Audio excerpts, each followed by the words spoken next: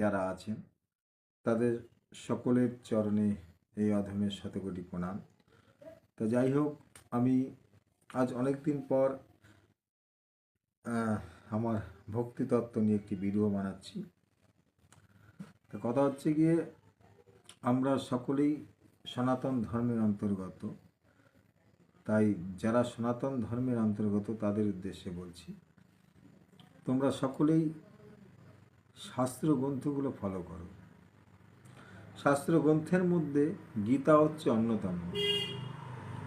আমরা আমাদের জীবনের রাস্তাগুলো আমরা ঠিক করতে পারি না, কোন পথে যাব, জীবনের আসল উদ্দেশ্য কি, এই জীবনের সার্থকতা কোথায়, আজকের দিনে আমরা এগুলো ভুলে গেছি। আমাদের এই জীবনে সুখ স্বাচ্ছন্দ্য আমরা সকলেই আশা করি, কিন্তু জগতের কেউ কি প্রকৃত সুখী? কেউ আমরা প্রকৃত সুখী নয়।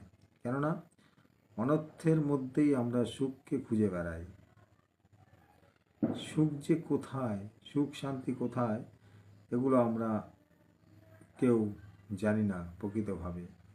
তাই বিষয়ের মধ্যেই আমরা সুখকে খুঁজে বেড়াই। বিষয়ের মধ্যে কোনোদিন সুখ পাওয়া যায় না। সুখ পাওয়া যায় একমাত্র ঈশ্বরের পথকে আপন করে নিলে। যখন আমরা শাস্ত্র গ্রন্থগুলো আমরা অধ্যয়ন করব, গীতার জ্ঞানগুলোকে যখন আমরা হৃদয়ে ধারণ করব, আর এই গীতার জ্ঞানের মধ্যে দিয়ে যখন আমাদের হৃদয়ের অজ্ঞান অন্ধকারগুলো দূরীভূত হবে, তখন আমাদের সমস্ত কামনা বাসনার পরিসমাপ্তি ঘটবে।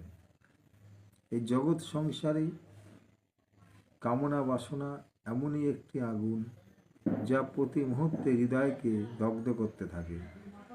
তাই জগৎ সংসারে যে সমস্ত কামনা বাসনা থেকে মুক্ত, সেই এই জগৎ সংসারে সুখী ও শান্তি। তাই শাস্ত্র আমাদেরকে ত্যাগ করতে শেখায়।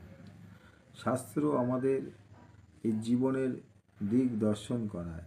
তাই গীতা আমাদের সনাতন ধর্মে যে গীতা আমাদের জীবনে এমনই একটি গ্রন্থ যা আমাদের জীবনের রাস্তাকে ঠিক করে দেয়। তাই আমরা সকলেই যদি গীতার উপদেশকে মেনে চলি, তাহলে আমাদের জীবন কখনোই ভুল পথে যাবে না। তখন মন সততই সন্তুষ্ট হয়ে